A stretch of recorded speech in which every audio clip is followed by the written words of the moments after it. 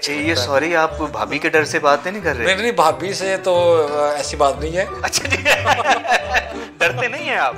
नहीं, हाँ बस डरते तो सारे ही है, कुछ मानते नहीं है। ये तो है। तो आपको बताना पड़ेगा क्योंकि मुझे पता चला, बाखबर जराए ने बताया कि किताबों से फूल बरामद हुए हैं। आप मानते हैं इस चीज को?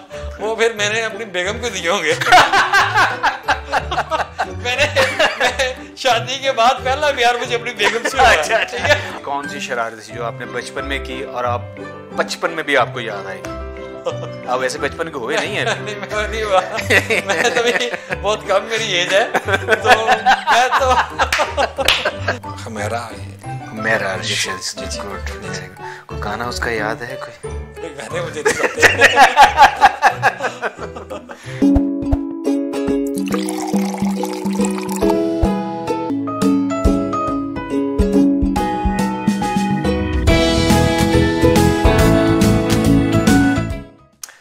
बिस्मिल्लाहिर्रहमानिर्रहीम। जाफी के एक और प्रोग्राम के साथ मैं हूं मोहम्मद मकसूद। नाज़रीन, ये लंदन शहर की बात है कि दो पाकिस्तानी आपस में गुफ्तगू कर रहे थे। एक वहाँ पे पहले से मुकीम था और एक साहब वहाँ पे किसी से मिलने के लिए गए थे। गुफ्तगू के दौरान जो वहाँ पे मुकीम थे तो उन्होंने पूछा, भाई आप क्या करते हैं पाकिस्तान में? उन्होंने बताया कि मैं रियल एस्टेट के हवाले से काम कर रहा हूँ। तो उन्होंने कहा कि यार अगर अपने पाकिस्तान में काम करना है तो आप गौहर बाजवा स्टेट वालों से बात करें, उनके साथ काम करें। वो नहीं जानता था कि जिनके साथ वो बात कर रहे हैं वो वहाँ के चीफ एग्जीक्यूटिव हैं। नाज़रीन, ये कितने प्राउड की बात है कि एक बंदा जो उसको जानता ही नहीं है और कह रहा है कि जी कि आप गौहर बाजवा वालों के साथ कम। दैट मीन कि उनकी ऑनर पे, उनकी डिग्निटी पे उनका एक ट्रस्ट था, एक एतमाद था कि पाकिस्तान में गौहर बाजवा कितना अच्छा रियल एस्टेट का बिजनेस कर रहे हैं, कि लोगों को उन पर कितना एतमाद है। अब थैंकफुल कि आज मेरे जो गेस्ट हैं बाजवा स्टेट एडवाइज़र के chief executive Gohar Saeed Bajwa. Sir welcome. Thank you very much, आप तशरीफ लाए। सर आप दुनिया घूमते हैं, पाकिस्तान में प्रॉपर्टी का काम करते हैं, आपको और कोई काम नहीं है? हर बंदे की कुछ ना कुछ हॉबीज़ होती हैं, कुछ पैशन होता है। तो ये रियल एस्टेट मेरा बिजनेस भी है, मेरा प्रोफेशन भी है।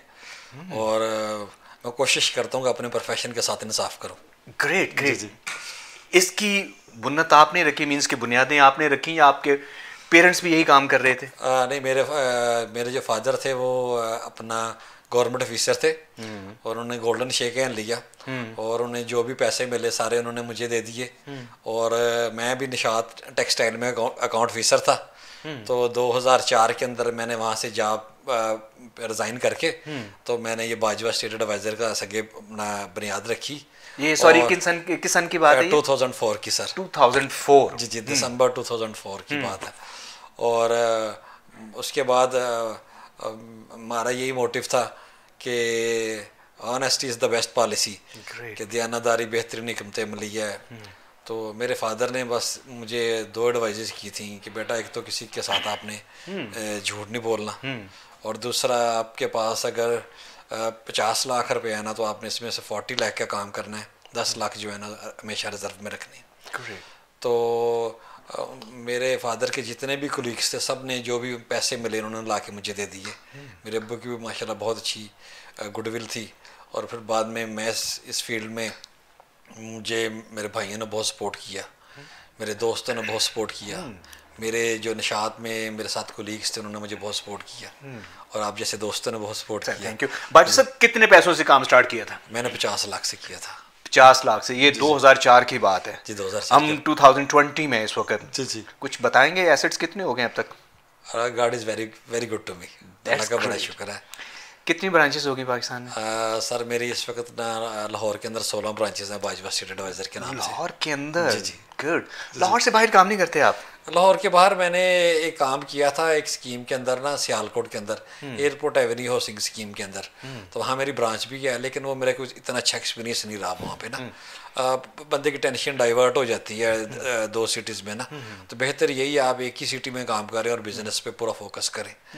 और बेहतर यही है कि अब शहर से बाहर ना जाएं। मेरे अपने शहर से मैं अपना एक्सपीरियंस बात कर रहा हूँ। ओके। लेकिन वैसे भी पता कि शायद इसलिए मुझे ना पूरी दुनिया, मैं पिछले महीने न्यूयॉर्क में था, लेकिन वहाँ भी जाके ना मुझे लाहौर की बहुत याद सताती थी न्यू ईयर जाके लाहौर की याद आती है। जी सर, मुझे लाहौर बहुत अच्छा ये लगता है। सॉरी, आप भाभी के डर से बातें नहीं कर रहे? नहीं नहीं, भाभी से तो ऐसी बात नहीं है। अच्छा जी। डरते नहीं हैं आप? नहीं, हाँ। बस डरते तो सारे ही है, कुछ मानते नहीं है। ये तो है। सर, न्यूयॉर्क गए आप? जी जी। तो मेरे इन लॉज वहाँ न्यूयॉर्क में होते हैं, तो मैं उनको मिलने जाता हूँ। मेरे मामू भी वहीं होते हैं, तो मेरे पास जो स्पेयर टाइम होता है ना, मेरी कोशिश होती है उनके साथ स्पेंड करूँ। तो साल में मेरे 1-2 चक्कर लगते हैं डेफिनेटली वहाँ पे ना। तो लेकिन पाकिस्तान जो है ना, लाहौर जो है बहुत मुझे अच्छा लगता है। मींस के वो जिसने कहा था कि जड़ा जिन्हें लाहौर ने वेखे जमे नहीं, नो डाउट अबाउट इट। सही है, लाहौर ही है, नई रीसेंट शहर लाहौर जी जी। अच्छा ये बताइए भाईजा साहब के प्रॉपर्टी के हवाले से लोगों के बड़े तहफ़्फ़ुज़ात होते हैं जी जी, कि इन्वेस्टमेंट करने से पहले वो 36 दफ़ा सोचता है, और 37 जब अप्लाई कर तो फिर भी उसके साथ फ्रॉड हो जाता है। उसकी मेन रीज़न पता क्या है, आप जब भी कोई इन्वेस्टमेंट करते हैं ना, इन्वेस्टमेंट करने से पहले ना आप देखें जो अच्छी शोहरत के हमलदार हैं ना, वहाँ पे आप जाएं, उनकी सर्विसेज लें। आप 5 करोड़ की इन्वेस्टमेंट कर लेते हैं, सिर्फ 5 लाख सेव करने के लिए 5 करोड़ रुपये आप कई गलत जगह पे लगा बैठते हैं। आप जो वेल फेम इंस्टीट्यूशन है, जैसे हमारा बाजवा स्टेट एडवाइज़र है, हम लोगों को कंसल्टेंसी देते हैं, अब बताते हैं अभी कहाँ पे आप इन्वेस्टमेंट करें और कहाँ पे आपकी एग्जीक्यूशन हम करवाएंगे। जिस लेवल पे 5 करोड़ की चीज़ ली है, ये आप 7 या 8 करोड़ पे जाती है, तो इसको वहाँ पे आप प्रॉफिट टेकिंग करके तो नेक्स्ट आप किसी जगह पे आप चले जाए। सबसे जो प्रॉब्लम ये है कि लोग ना कंसल्टेंसी नहीं लेते, ठीक है। Exactly. और ये दूसरा ये है कि इस फील्ड के अंदर ना बहुत ज़्यादा पढ़े लिखे लोग आ रहे हैं, और पढ़े लिखे लोगों के आने से इस फील्ड में ये मैंने 2004 के अंदर कहा था कि ये रियल एस्टेट को ना सनत का दर्जा देना चाहिए था, और जो अभी जाके 2020 के अंदर दिया गया, ठीक है ना। जी विजन जी जी, ये 2004 का मैंने उस वक्त वैल्यू टीवी पे मैंने ये बात की थी, मुझे आज भी याद है। मेरे एक लाइव कंसल्टेंसी देता था उस पर मैं रियल एस्टेट के ऊपर, तो मैंने तब कहा था 2004 के अंदर कि आप इसको रियल एस्टेट को ना सनत का दर्जा दें। ये स्टेट एडवाइज़र बनने के लिए क्या इसके लिए कोई डिग्री लेना पड़ती है, कोई पढ़ना पड़ता है कुछ? बाहर के कंट्रीज़ में तो आपको ना 6 माह का कोर्सेज है वो करने पड़ते हैं, लेकिन पाकिस्तान में ऐसा नहीं है। पाकिस्तान में देखा जाता है कि बंदे की उसकी पर्सनैलिटी कैसी है, उसकी वो उसका एक्सपीरियंस कैसा है, उसकी अपना अगर अच्छा कोई वेल एजुकेटेड है तो लोग उस पर ट्रस्ट करते हैं। और अगर आप किसी अच्छी जगह पे लोग इन्वेस्टमेंट करवा देते हैं, उनको प्रॉफिट टेकिंग हो जाती है, तो फिर तो उस बंदे को 4 चांद लग जाते हैं उसकी। वो नहीं कहते जैसे वो डॉक्टरी में अताई लोग होते हैं कि बगैर डिग्री के बैठे होते हैं, हम भी देख दे कि मोहल्ले मोहल्ले गली गली में स्टेट एडवाइज़र का बोर्ड लगाए के बैठे होते हैं। जी जी, तो दैट मीन कि वो भी बस ऐसे फरलू किस्म के आगे बैठ जाते हैं। पता क्या, कुछ लोग प्रोफेशनल्स होते हैं और कुछ नॉन प्रोफेशनल्स होते हैं। इस फील्ड को जो नॉन प्रोफेशनल लोग हैं ना, उन्होंने काफ़ी ज़्यादा इसको डिमोरलाइज किया है। लोगों की जो अच्छे लोग हैं उनको भी उनकी गुडविल भी, उनका जो फेम है अफेक्ट किया उसको ना। तो मैं तो एडवाइस यही करता हूँ कि गवर्नमेंट को चाहिए कि इस रियल एस्टेट के कब कोई ऐसा कोई कोर्सेज वगैरह करे, ताकि जिस बंदे के पास लाइसेंस हो वो ये काम कर सके। हर बंदा जो है ना वो आके इसमें, या जो बंदा को 15 साल 20 साल से काम कर रहा है वो आगे इसको कंटिन्यू करे। देखिए सर, आप तो 2004 में आते हैं इस प्रोफेशन में, आपसे पहले भी प्रॉपर्टी का काम हो रहा था, अब 2020 में जा रहे हैं, तो अभी तक गवर्नमेंट कोई ऐसा लॉ नहीं बना सके? गवर्नमेंट में पता क्या, हमारे यहाँ पे कोई ऐसी लेजिस्लेशन की नहीं है उन्होंने। हमारे जो पॉलिटिशियन है ना, उनको वो अपनी ज़ात से फुर्सत मिले तो वो पाकिस्तान के बारे में ना सोचें। हमें क्या, हर बंदा जो आता है ना, हाउ टू मेक मनी, पैसा कैसे बनाना है, वो पॉलिटिशियन इस मुल्क की खिदमत के लिए नहीं आते। हम बाहर जाते हैं ना, देखते हैं यार इतना प्यारा ये, यार इतना प्यारा अमेरिका है, इतना प्यारा लंदन है, इतना प्यारा दुबई है। जब पाकिस्तान में आते हैं ना, ये हमारा मुल्क ना अल्लाह ताला ने ना तमाम इसमें हर तरह के वेदर दिया है, हर तरह की इसमें अपना मौसम है, हर तरह का यहाँ पे पहाड़ है, समुंदर है, दरिया है, हर तरह की यहाँ पे चीज़ें अवेलेबल हैं। लेकिन यहाँ पे हमारे मुल्क को आज तक एक अच्छा लीडर नहीं मिला। जिस दिन हमारे मुल्क में अच्छी लीडरशिप आ जाएगी ना, तो ये मुल्क भी अब देखेंगे ये भी टेक ऑफ कर जाएगा इंशाल्लाह। कितनी अफसोस की बात है, हम सारे वोटर्स अपने पॉलिटिशियंस की खिदमत करते हैं, वो हमारी खिदमत नहीं करते। पता है कि इसमें कुछ रीजंस भी हैं। हमें चाहिए हम पढ़े लिखे जो बंदे हैं ना, उनको प्रमोट करें, ठीक है। पढ़े लिखे लोगों को जब हम ऊपर लेके आएंगे ना, हमारा जो है ना हमारा मुल्क बहुत ज़्यादा ग्रो करेगा इंशाल्लाह। 2 साल पहले एक तब्दीली का नारा लगा था जी जी, और उसके सिले में कुछ 30 साल से जो लोग हुक्मरानी कर रहे थे वो ततर बतर हो गए। जी जी, इन 2 साल में आप एज ए स्टेट एडवाइज़र या बिल्डर जो काम कर रहे हैं उसके हवाले से क्या समझते हैं, को वाकई तब्दीली आई है? सर इसमें अभी बिज़नेस में तो तब्दीली वो पॉजिटिव नहीं आई, बल्कि इसमें काफ़ी ज़्यादा नेगेटिव इसके इम्पैक्ट आए हैं ये 2 साल के अंदर रियल एस्टेट के ऊपर। सॉरी कता कलामी की माफ़ी, लेकिन कहा तो ये कि इसमें उन्होंने बड़े टैक्सेस कम कर दिए हैं। पता क्या है, टैक्सेस तो कम किए हैं, इसमें कोई शक नहीं है कि उन्होंने टैक्सेस कम किए हैं। हाँ। लेकिन कुछ चीज़ें होती हैं जो ग्राउंड रियलिटीज़ होती हैं। इसमें जैसे ये कोविड है, कोविड ने ये पूरा साल बहुत ज़्यादा 2020 का इसने बहुत ज़्यादा बिजनेस को ना रियल एस्टेट में बहुत बुरी तरह मुतासर किया इसने। और अभी ये कोविड के साथ ही हमें जीना है, ठीक है ना, कोविड के साथ ही हमें बिजनेस करने हैं, ठीक है ना। तो अभी जो है इसको रियल एस्टेट सेक्टर को थोड़ा सा सबल देना, it will take some time. वो कहते हैं ना जो खाक हो जाएगी तुम्हें खबर होने तक, कितना और सब्र करना पड़ेगा हमें।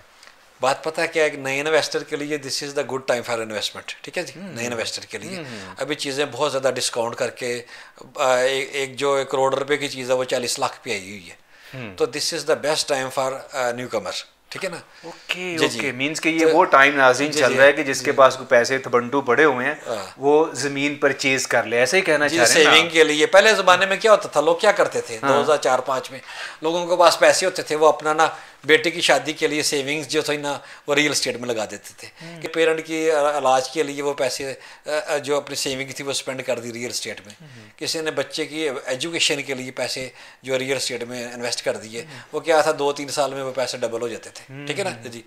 तो अच्छा वक्त जो है ना वो इंशाल्लाह पाकिस्तान पे भी आएगा।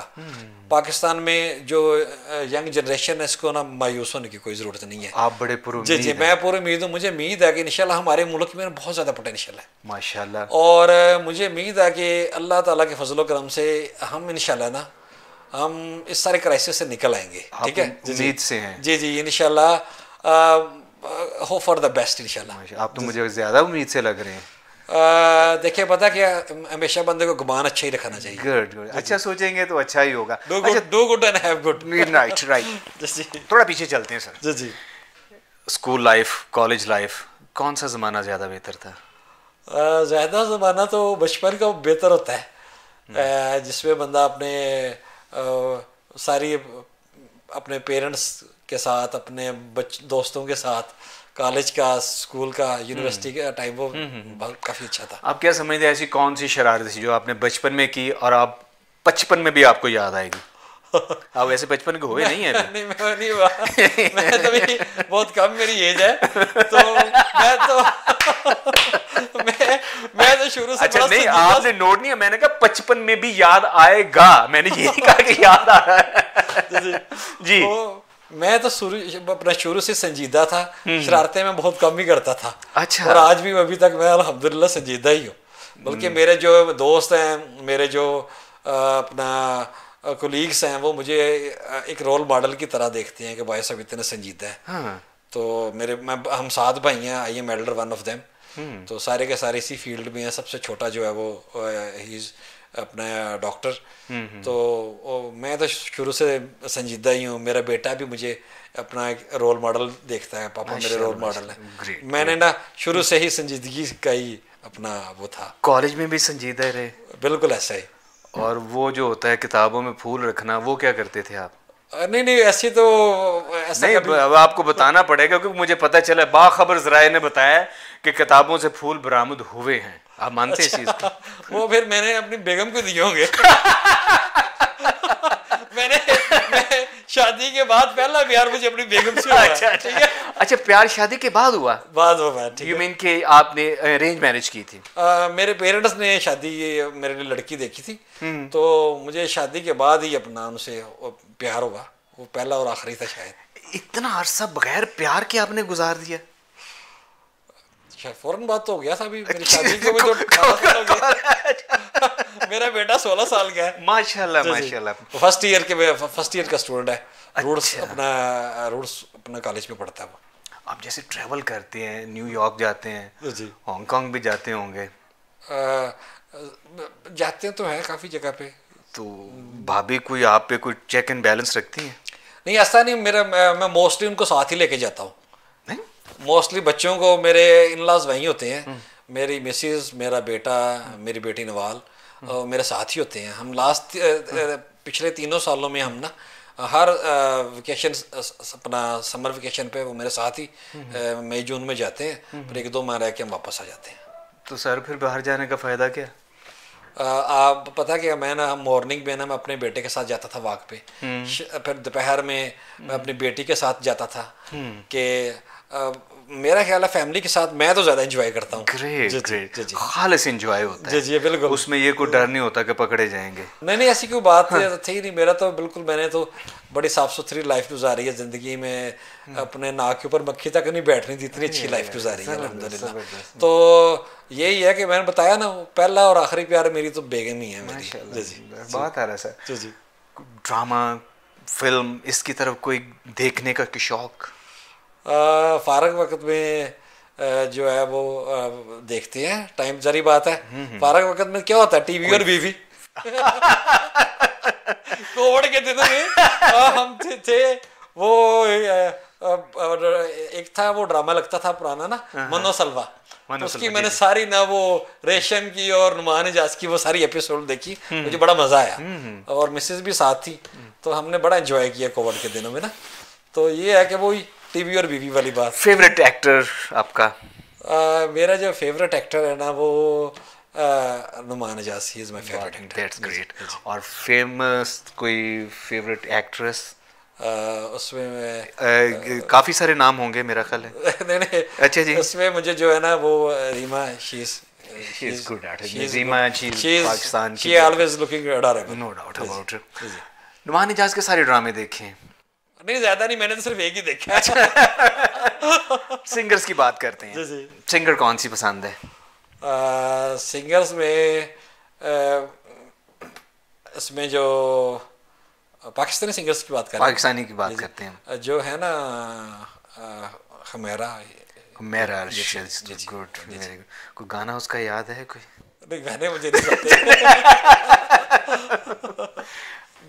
सर बेटे को भी आप गौहर सईद बाजवा बनाना चाहेंगे? मेरे बेटे को मेरी तरफ से कोई अपना रिस्ट्रिक्शन नहीं है, वो जो बनना चाहता है मैंने उसको कहा आप वो बनो, ठीक है ना। मैं भी था बाहर, तो इत्तेफाक से इस दफ़ा वो उनकी क्लासेस थी, वो मेरे साथ नहीं गए। पिछले 3 सालों से वो कंजक्टिव मेरे साथ ही जाते थे, तो मेरे पीछे से सारा मेरा बिजनेस मेरे बेटे ने लुक आफ्टर किया इस दफ़ा ना, और मुझे बड़ी खुशी हुई है कि उसने बहुत मैच्योर एटीट्यूड, मुझे कम अरसे में जी बहुत ज़्यादा 16 साल की उम्र में उसने मेरे सारे बिजनेस को बड़ा अच्छे तरीके से लुक आफ्टर किया है। ग्रेट। गेम्स भी खेलते हैं कोई? जी, गेम्स भी। कौन कौन सी गेम खेलते हैं? क्रिकेट खेलते हैं? जी जी, खुद भी खेली? खुद भी खेली। किस लेवल पे जाके खेली? मैंने कॉलेज लेवल पे खेली है अपना। जब मैं सी.कॉम डी.कॉम किया था तो उस वक्त भी मैंने खेला था, बल्कि डबल विकेट टूर्नामेंट था अपने कॉलेज का, वो हमने विन किया था। मैंने डबल विकेट टूर्नामेंट मैंने और मेरे एक नेबर में लड़का था नन्ना, हम दोनों ने मिलके ना वो कॉलेज का डबल विकेट टूर्नामेंट हमने जीता था। और फिर बाद में हम जब पंजाब कॉलेज में मैंने बी.कॉम किया तो वहाँ पे भी हम क्रिकेट खेला करते थे। तो क्रिकेट जो खेल है ना वो लाइफ में बहुत ज़रूरी है सर, बहुत ज़रूरी है। आप पता है कि हम बाहर जाते हैं ना तो वो क्या होता है कि हम सुबह गए हैं ना, वहाँ पे मेरे नज़दीक ही है, वहाँ पे अमेरिका में भी ना वहाँ पे सेंट्रल पार्क है, तो सुबह हम एक दिन वहाँ पे गए तो देखा 4:30-5 बजे के करीब सारे बंदे ना वहाँ पे वॉक कर रहे हैं। एक ना 90 साल का जो है अपना ओल्ड एज मैन, वो ना बाबा जी जिसको हम यहाँ कहते हैं, वो ना वॉक कर रहे हैं। जाते हैं सुबह हर बंदा आपको morning morning good morning good morning कर रहा है, आपको वेलकम करते हैं, ठीक है ना। और मेरा ख्याल है कि उन लोगों का सबसे जो फोकस है ना वो 2 चीज़ों के ऊपर है।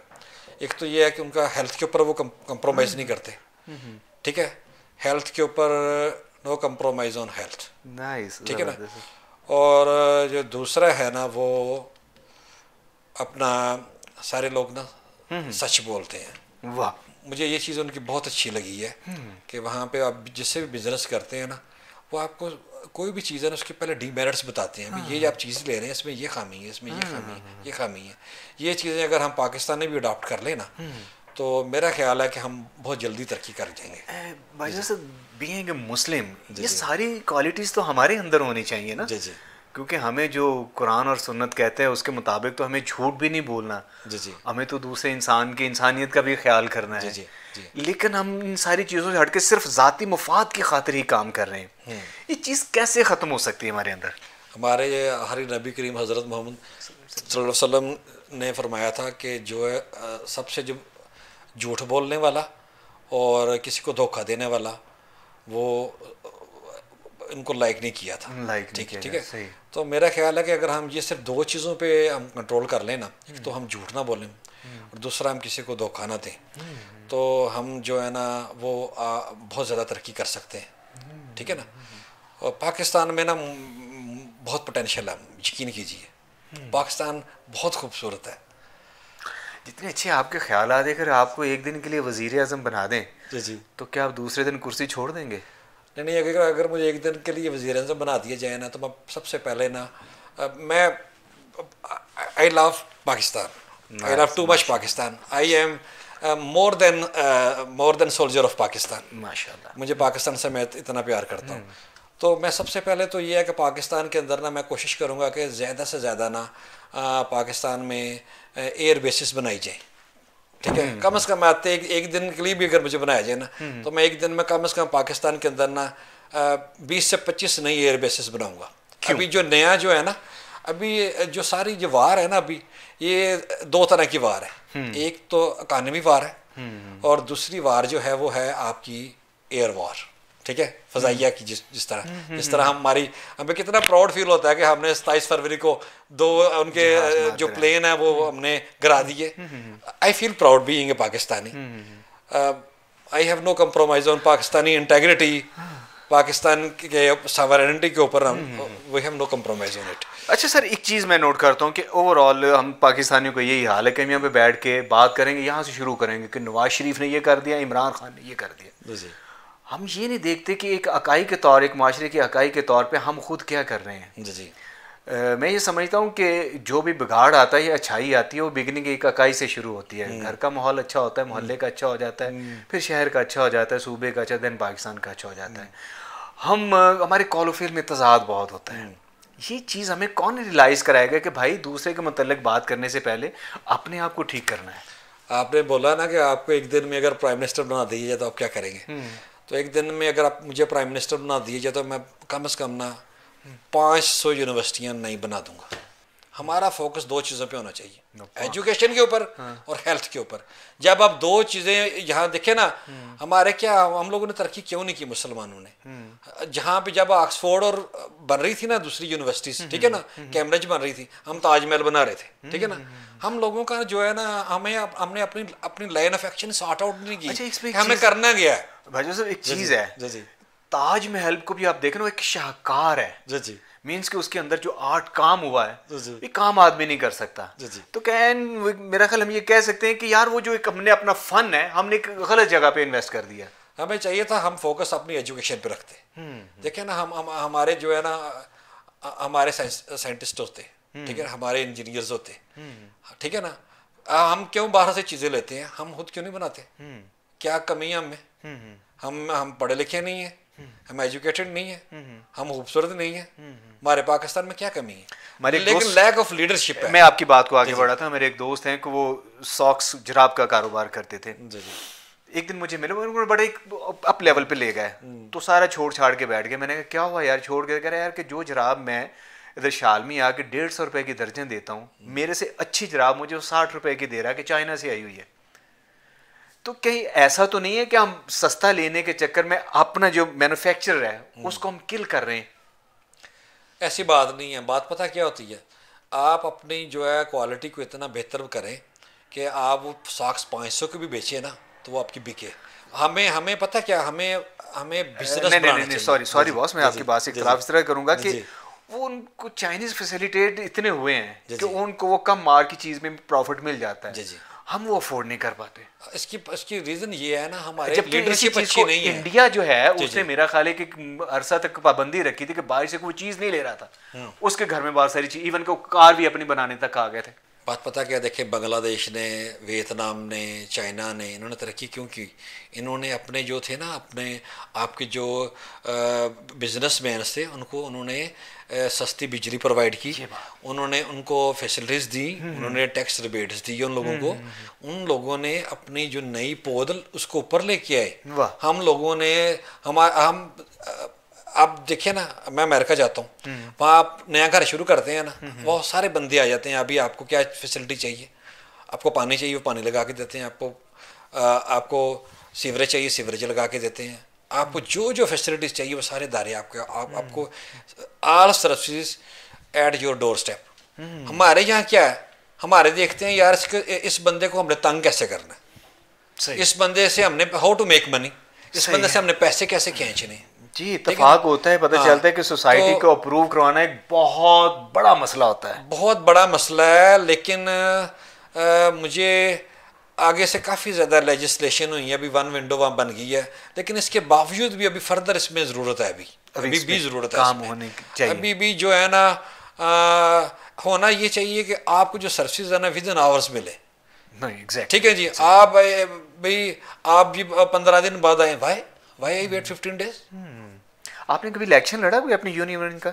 नहीं, मैं तो सियासी आदमी नहीं हूँ, मैं तो बिजनेसमैन हूँ। अपनी यूनियन का जो स्टेट एडवाइजर आपके होते हैं? ये उनका लड़ा अपना। जी अच्छा जी। जी, मैंने पाकर मैंने डीलर एसोसिएशन को प्रेजेंट किया है, फिरोजपुर रोड पे डीलर एसोसिएशन को मैं काफ़ी देर प्रेजेंट करता रहा हूँ। अब मेरे जो छोटे भाई हैं मजहर सईद बाजवा साहब, वो पूरी फिरोजपुर रोड डीलर एसोसिएशन के प्रेजिडेंट हैं, और उनका सिर्फ यही एक ही मकसद होता है कि डीलर के जो मसाइल हैं और उनको किसी तरीके से जो अपना साहिब इक़्तिदार उनको बताया जाए कि हमें ये प्रॉब्लम्स हैं, इनको सॉर्ट आउट किया जाए, और जो डीलर्स कम्युनिटी है इनमें एक यूनिटी पैदा की जाए। ये जो है ना रियल एस्टेट सेक्टर, ये एक बहुत बड़ा सेक्टर बन चुका है। मैं सिर्फ ये अर्ज करें कि इतना बड़ा सेक्टर है, गवर्नमेंट इससे बहुत ज़्यादा फ़ायदा उठा सकती है। जी, आप अपने जो मसाइल हैं आवाज़ क्यों नहीं ऊपर पहुँचाते? पता क्या, हम किसको बताएं? अब देखिए ना, मैं घर से निकलता हूँ ना, पिछले 2 साल से ना मैं आपको बता रहा हूँ, मेरे घर से ना जो मेरे ऑफिस को सड़क जाती है ना, उस पर 10 जगह पे ना पैचेस लगने वाले हैं, और 2 साल से अभी तक पैचेस नहीं लगे। हम रोज़ाना वहाँ से ना वो टोयों से गुजर के जाते हैं।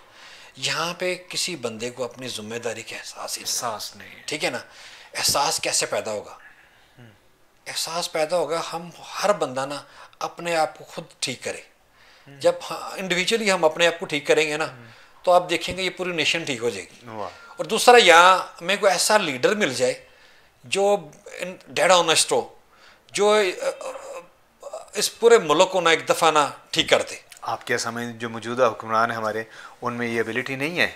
नहीं, उन्होंने, मैं सॉरी टू से, उन्होंने बहुत ज़्यादा ना मायूस किया है। जो एक्सपेक्टेशन लोगों ने लगाई हुई थी ना, लोगों को बहुत ज़्यादा उनको ना बुरी तरह वो उनकी मेरा ख्याल है कि वो लोगों की उम्मीदों पे पूरा नहीं होता। शायद इसकी एक रीज़न ये भी है कि अभी उनको अभी 2 साल गुजरे हैं, अभी शायद 2-3 साल अभी और मिल जाएं, तो शायद वो ये है कि इस पाकिस्तान को वो टेक ऑफ कर जाए। ठीक है, लेकिन उनकी ना, हमें ये नहीं है कि वो उनकी इंटेग्रिटी पे कोई शक नहीं है, वो भी लायल हैं, पाकिस्तान से मोहब्बत करते हैं। तो कुछ चीज़ें होती हैं जिनके ना आफ्टर इम्पैक्ट्स जो है ना कुछ अरसे बाद आते हैं। सर मेरे ख्याल है कि सिर्फ एक मुहिब्बे वतन होना ही एक लीडर होने के लिए काफ़ी नहीं है। लीडर की अपनी क्वालिटीज़ होती हैं, उसको लीड करना आता है, उसको फेस करना आता है, डिसीजन लेने आते हैं। वैसे तो किसी भी इमाम मस्जिद को, विद सॉरी टू से बात करूँ, कि उसको लागे बैठा देंगे, बड़ा ईमानदार है, पाक साफ आदमी, लेकिन उसमें लीडर क्वालिटीज़ नहीं होंगी। कैपेबल होना चाहिए, कैपेबल होना चाहिए। और सर सारा कुछ ख़त्म कर देते कि जी बाजवा साहब एक नए अंदाज से निकले, कॉलेज से बाहर आए हैं, वो क्या बनेंगे फिर? यही बनेंगे या कुछ और बनना चाहेंगे? मैं जिस फील्ड में हूँ, मेरी बस एक ही विजन था जब मैंने ये शुरू की कि किसी तरीके से गरीब लोगों को ना सस्ते से सस्ता घर प्रोवाइड किया जाए। ठीक है ना, और हर बंदा जो है ना वो DHA में या बैरिया में घर नहीं ले सकता। तो मैं इस मोटिव के ऊपर मैं काम करता रहा हूँ। और मेरी एक NGO भी है, उसका नाम है रोड टू द फ्रीडम। उसके ऊपर मेरी कोशिश यही है कि जितने ऐसे लोग जो स्कूल नहीं जा सकते, जो किताबें नहीं खरीद सकते, जो अपना इलाज नहीं करवा सकते, उनकी हेल्प हम करते हैं। ठीक है, और बिला तफरीक करते हैं इसमें। ये नहीं है कि अपना बस यही मेरी है कि मैं यही चाहता हूँ कि लिव फॉर अदर्स, दूसरों के लिए। अल्लाह का मुझे बहुत शुक्र है, अल्लाह ताला ने मुझे बहुत नवाजा है। लेकिन अब मेरा दिल करता है कि मैं इसको मज़ीद इस काम को फर्दर तेज़ कर दूँ। माशाल्लाह। जी जी। जाने अनजाने में कोई ऐसी शरारत जिसको याद करके आज भी चेहरे पे मुस्कुराहट फैल जाती हो? मैं शुरू से शरारती था ही, संजीदा था। कभी शरारत की नहीं है? नहीं। कोई आपके साथ शरारत कर गया हो? शरारतें तो दोस्त करते थे जी। कोई ऐसा वाकया, इंसिडेंट जो ना भूलने वाला हो, पाकिस्तान या पाकिस्तान से बाहर, जो आपको जिसने बहुत इंस्पायर किया हो? मैं एक दफ़ा ना मैं न्यूयॉर्क के अंदर ही ना, तो वहाँ पे ना एक मिनट हम खाना खा रहे थे, तो एक होटल पे ना टीवी चल रहा था, उस पर आ रहा था जी कि पाकिस्तान के ना दुनिया की जो बेस्ट आर्मी की, उसमें ना वो करते जी अपना, ये चाइना की है जी, ये इंग्लैंड की है जी, ये तीसरे नंबर पे, दूसरे नंबर पे अमेरिका की। जब मैंने पहले नंबर पे देखा ना, तो वो पाकिस्तान की आर्मी जो है, पाकिस्तान की ISI, मुझे बड़ी खुशी हुई कि हमारी इतनी अपना वेल ऑर्गेनाइज्ड हमारे पास अल्लाह ताला ने हमें फ़ौज दी है। हमारे आर्टिस्ट हैं और सुहेल अहमद साहब, वो बात करते हैं कि पाकिस्तान वो 12 मसाले की चार्ट है कि जिस पे बड़े लोगों ने अपने अपने हिस्से का चम्मच डाले हैं उसको ख़त्म करने के, लेकिन अल्लाह पाक की को ख़ास रहमत है कि ये मुल्क कायमो दायम है, और इसकी एक वजह ये हमारी पाक आर्मी है। और उसमें हम उन शहदा को भी खराज तहसीन पेश करना चाहिए जिन्होंने अपनी जानें दे के इस मुल्क की, इस मुल्क के वक़ार को, इस मुल्क की सॉवरेनिटी के ऊपर आँच नहीं आने दी। हमें अपनी खुशियों में उन लोगों को, उन शहदा के बच्चों को कभी भी फरामोश नहीं करना चाहिए। बिल्कुल सही। और मैं चाहता हूँ मेरी गवर्नमेंट से भी ये है कि हम जो हमारे शहदा है ना, उनके लिए कुछ स्पेशल किया जाए, उनको कुछ एक्स्ट्राऑर्डिनरी उनको फैसिलिटेट किया जाए। ठीक है ना। आप जो मेरा एक दोस्त है, तो उनका बेटा पीछे अपना एक हेलीकॉप्टर मानसेरा में ना, उसमें वो कैप्टन डॉक्टर थे, कैप्टन भी थे और आर्मी में वो डॉक्टर के सर्विसेज दे रहे थे।